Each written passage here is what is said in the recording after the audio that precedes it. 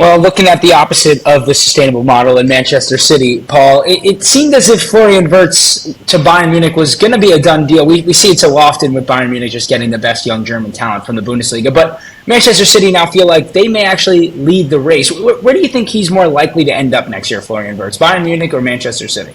Well, he's in Manchester this week. As we speak, he's in Manchester, if you believe reports. They've been given permission to speak to him.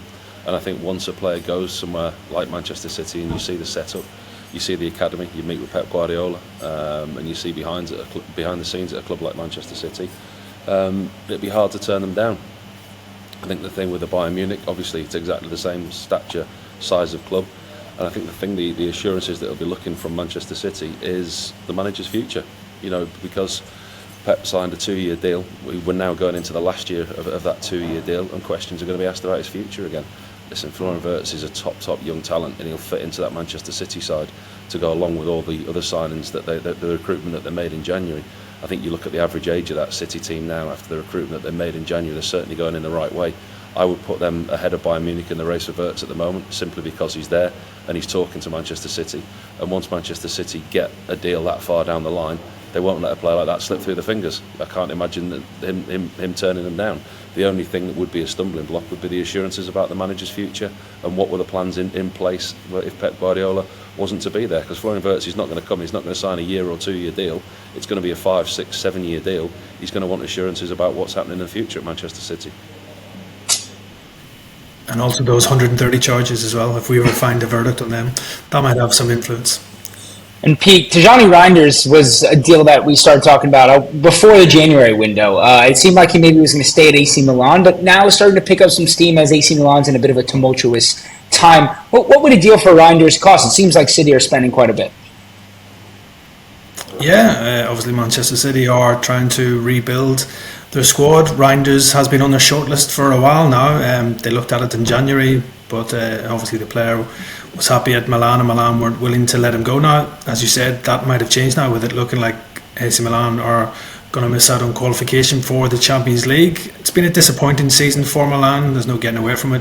Reinders has probably been the shining light for them. He's got 15 goals and 5 assists for Milan this season, has impressed in the Champions League as well. That's why he's probably come onto the radar of Manchester City and other top European clubs as well.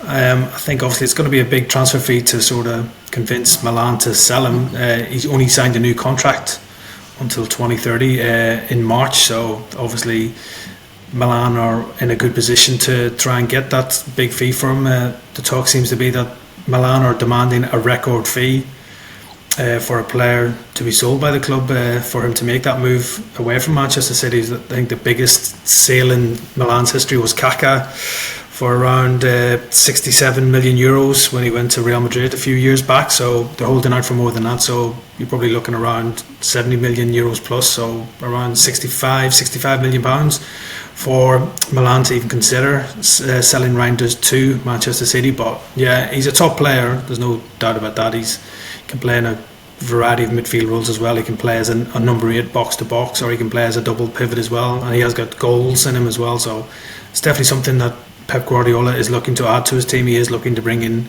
a number 8 into that midfield, and as I said, if they could get him and Florian Wirtz, what a double signing that would be for Manchester City if they could pull that off. And Paul, it seems every week we're talking about a different goalkeeper that Manchester City might be looking at for next season, as Ederson and Ortega's future are very up in the air. Could you see them making a massive move for Donnarumma this summer? Listen, it'll fit the bill. I mean, he's had an excellent season at PSG in the Champions League. Domestically, at times he takes his eye off the ball, made a few mistakes errors that have led to goals that have cost the team. But when you're playing in a team like PSG and in a league like Ligue 1, you can get away with those errors. I think he's been excellent. I think his performance in the latter stages of the Champions League, it shows you what a quality goalkeeper he is. His contract's up, his contract's done. So I mean, Pete, you might have more of an update than me on his situation at PSG. I don't know whether they're in negotiations, whether he's been offered a new deal there or not. But it would seem very late in the day to be discussing his future, if there is any future for him at PSG. There's going to be no shortage of takers for him, but with Manchester City, with their FFP, PSR, these charges that we're talking about, the money that they've already spent, the money that we're speculating that they're going to spend, Donnarumma on a free transfer would be an absolute no-brainer. I mean, you look at him now, you look at the experience that he's had at AC Milan, PSG, making his league debut at 16. I mean, you go back on his stats, it's incredible. Seems to have been around forever, and he's still only 26. So for Manchester City to get a goalkeeper of that quality, you pay through the nose for his wages. You're going to give him a big chunk of a salary, but actually you're not having to spend a huge transfer fee, and also there's no risk involved. You're not taking a risk on a goalkeeper. Yes, he's not played in the Premier League, but you're not taking a risk on a young goalkeeper who potentially may or may not be able to cope with the rigours at Manchester City. Pep Guardiola did it once with Claudio Bravo. He brought him in for a season. He went, nah, got that wrong. I need to get another one. The only thing for me with Donnarumma is has he got the ability with his feet that Edison's got? Will he be able to play the same way that Pep Guardiola wants to play, or will Manchester City have to maybe slightly change things up a little bit, the way that they play, if Donnarumma comes in, because he's not as good as Edison with his feet. There's not many goalkeepers that are as good as Edison with his feet. So yeah, he's a top-class goalkeeper and he would fill a huge void left by Edison if he was to leave, but he's a different type of goalkeeper, but financially it would make a lot of sense for Manchester City to pick him up on a free. I think he's got a year left, mate, on his contract at PSG. Yeah, I think he's got a year left, so they would have to pay a fee for him. Look, he's been unbelievable. He's been unbelievable for PSG this season, especially in the Champions League. He was outstanding in those two games against Arsenal in the semi-final. So I'm sure PSG will be doing everything in their power to keep hold of Donnarumma. As I said, I think probably discussions be held with him after the Champions League final. Once the season's done out of the way, I'm sure PSG and their power brokers at the French club will be looking to discuss a new contract with Donnarumma, because he's if he was to leave, he's got big gloves to fill there, I think, if you're going to bring in a new goalkeeper, because I think for me he's one of the best goalkeepers in the world. There's no doubts about that. I'm sure there will be a lot of interest in him. There's always continual reports about a potential move back to his native Italy as well, but I think PSG right now will be desperate to keep hold of Donnarumma, and I'm sure talks will be held once the season's finished, and who knows, he might finish the season as a Champions League winner. And Pete, we know that City spent a ton in January, so how much money do they have available to spend this summer? It seems like they're already lining up some massive transfers. Yeah, I think City's spending power is there to see for everyone.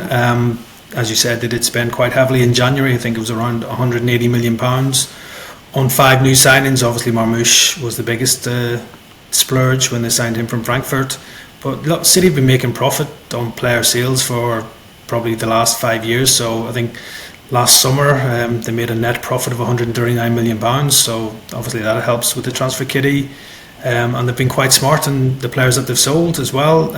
They've sold a lot of homegrown talent, which is then pure profit on the books as well. And going into this summer transfer window, their accounts for 24-25 haven't been done yet, and that's going to include Alvarez's £80 million move to Atletico Madrid, so that's obviously part of the balance sheets as well. So I think that's why City will have a real good transfer kitty to spend this summer. They'll be saving on Kevin De Bruyne's wages as well on top of that, once he leaves on a free at the end of the season. And then there's a lot of suggestions that they could sell some more homegrown talent to help fund their transfer kitty. James McAtee is one player who could be sacrificed, and again, any sale for him would be pure profit for City. And another factor could be the Club World Cup this summer. If City were to go on and win that, that would be very lucrative for them as well, so that'll be another further source of income. But yeah, City, despite all the 130 charges and everything else and the profit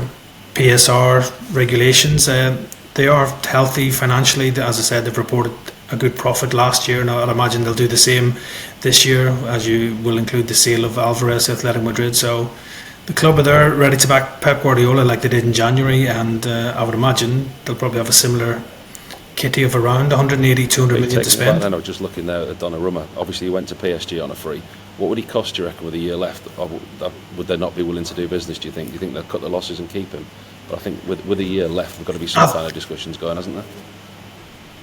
Yeah, definitely. They'll definitely be having discussions. They want to keep hold of Donnarumma. If you were to sell him with 1 year left in his contract, probably for a player of his calibre, you'll be looking at 30 million plus at least. Yeah, it was a good business by PSG to get him on a free when they signed him from Juventus a few years ago as well. So I just think PSG right now, they're a different model. They got rid of all the big superstars and Galacticos and everything else, but Donnarumma has sort of really proven himself this season in the Champions League, so I think they'd be very foolish to let him go. So I think the player and his representatives and everybody connected with PSG will definitely have discussions over the summer to see if they can sort out a new long-term contract.